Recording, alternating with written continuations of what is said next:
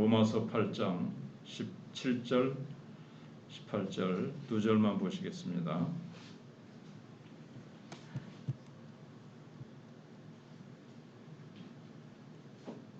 자녀이면 또한 상속자, 곧 하나님의 상속자요 그리스도와 함께한 상속자니 우리가 그와 함께 영광을 받기 위하여 고난도 함께 받아야 할 것이니라.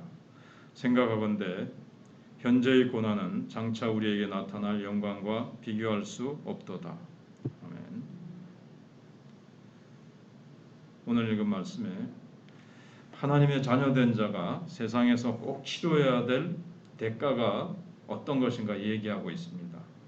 그 대가를 바로 치를 때 누릴 수 있는 축복에 대해서 본문이 말씀하고 있습니다. 오늘 본문만은 아니고 25절까지인데 고난, 탄식, 영광 이렇게 세 마디로 얘기할 수가 있습니다. 일단은 오늘 새벽에는 하나님의 자녀만이 아는 고난이 있다는 겁니다. 이 부분은 세상 사람들은 모르는 부분입니다. 하나님의 자녀만이 알고 당하는 고난을 말합니다. 17절, 18절 말씀에 고난이라는 말이 두 번 나옵니다. 우리가 그와 함께 영광 받기 위하여 고난도 함께 받아야 될 것이니라. 그 다음에 생각하는데 현재의 고난은 그랬습니다.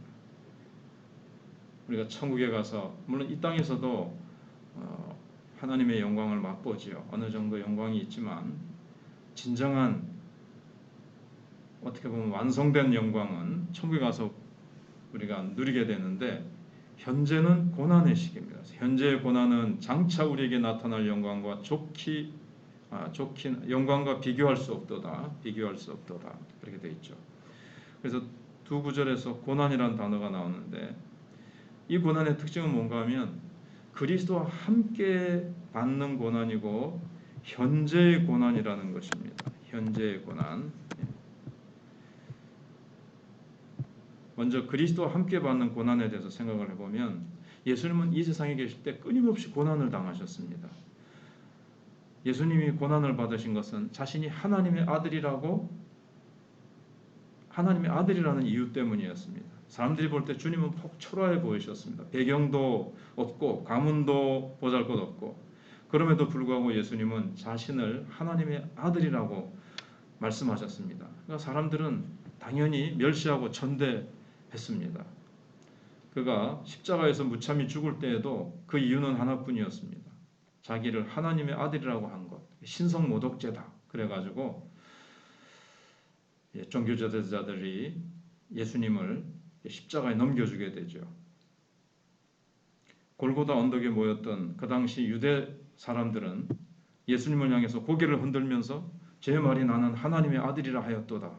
자기가 하나님의 아들이라고 했으니까 저렇게 비참하게 죽어서 마땅하지 이렇게 한 거예요. 그래서 예수님의 고난은 바로 하나님의 아들이었다는 것 때문에 당한 고난이었습니다.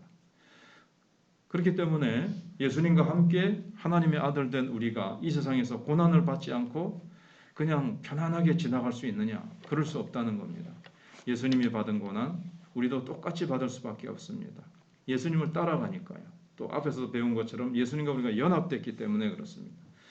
그래서 우리가 당하는 고난은 바로 예수님과 함께 당하는 고난인 겁니다. 그래서 본문에 예수 그리스도와 함께 고난도 받아야 할 것이니라. 나는 예수님과 영광만 받겠다. 이게 되지가 않아요. 이건 같이 동전의 양면과 같이 붙어 있는 거기 때문에 같이 연결되어 있는 거기 때문에 고난은 성경은 너무나도 당연하다. 예수 믿고 예수님과 함께 영광 받기 위하여 고난도 함께 받아야 된다. 받을 수도 있다가 아니라 받아야 될 것이니라고 말씀하고 있습니다.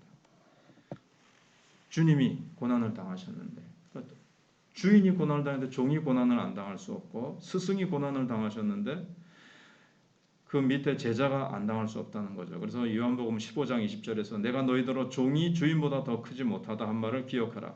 사람들이 나를 핍박하였은즉 너희도 핍박할 터이요 내 말을 지켰은즉 너희 말도 지킬 터이라 그랬습니다. 그래서 예수님이 가지고 계신 권세도 또 우리가 또 누려요.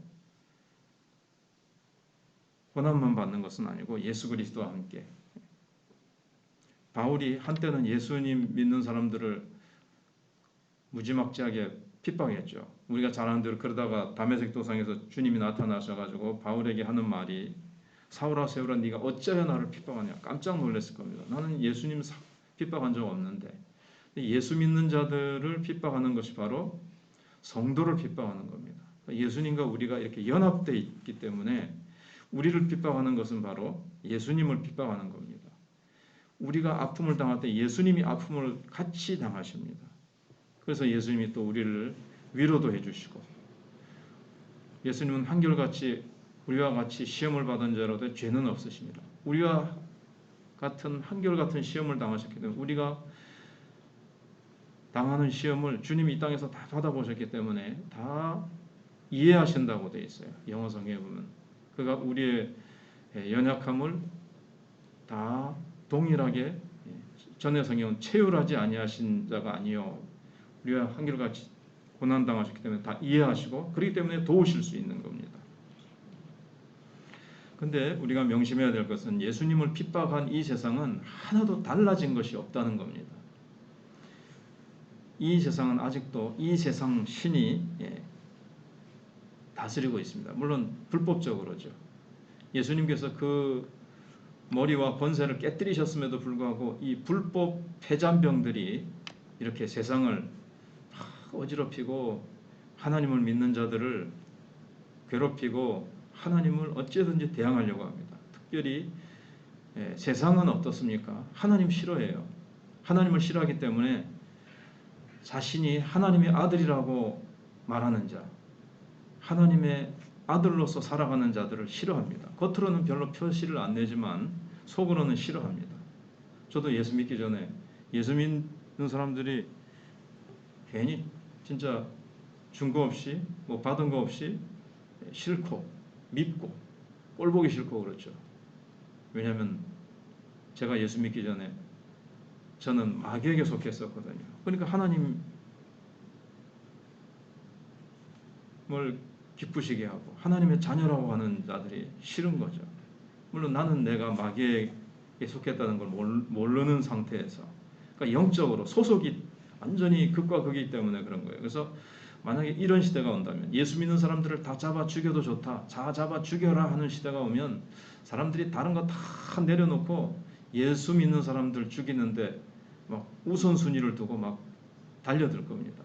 근데 이게 이상한 일이 아니에요. 예수님을 잡아 죽인 세상입니다. 불법으로. 예수님이 뭘 잘못했습니까? 하나님의 아들로서 병 고쳐주시고 선한 일만 하시고 섬기기만 하셨는데 죽였거든요. 이 세상이 얼마나 흑암으로 죄악으로 가득 차 있는가를 보여주는 단적인 증거입니다. 그래서 마태복음부터 요한계시록까지 보면 예수 믿는 우리를 향해서 고난을 피하라는 말씀은 없습니다. 고난을 받으라고 하는 말씀만 성경에 계속 이렇게 면면이 이어지고 있는 것을 보게 됩니다. 그래서 성경은 고난을 당하지 않도록 보호해 주겠다고 약속하신 것이 아니라 고난 중에도 주님이 우리를 붙들어 주시고 고난 가운데 불 가운데로 지날지라도 그 물이 우리를 타지 못하게 하고 엄몰치 못하게 할 것이라고 말씀하고 있습니다. 그래서 고난받지 않고 하나님 나라에 들어갈 수 없습니다. 사도행전의 사도 바울이 너희가 하나님 나라에 들어가려면 고난을 많이 받아야 될 것이니라. 고난받는 것이 하나님 들어가는 조건은 아니지만 하나님 나라에 들어가기로 확정된 택함받은 백성들은 하나님 나라에 들어가기까지 이 땅에서 우리가 주님의 길을 따라가기 때문에 고난을 받아야 된다 그랬습니다.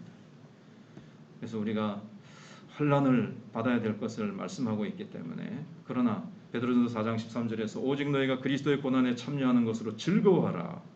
이는 그의 영광을 나타내실 때 너희로 즐거워하고 기뻐하게 하려 함이라. 고난받는 만큼 영광을 받을 때에 비교할 수 없는 놀라운 영광에 우리가 참여할 거기 때문에 그렇습니다. 현재의 고난까지 오늘 할 수 있을 줄 알았는데 현재의 고난은 또 내일 새벽에 생각해 보겠습니다. 기도하겠습니다.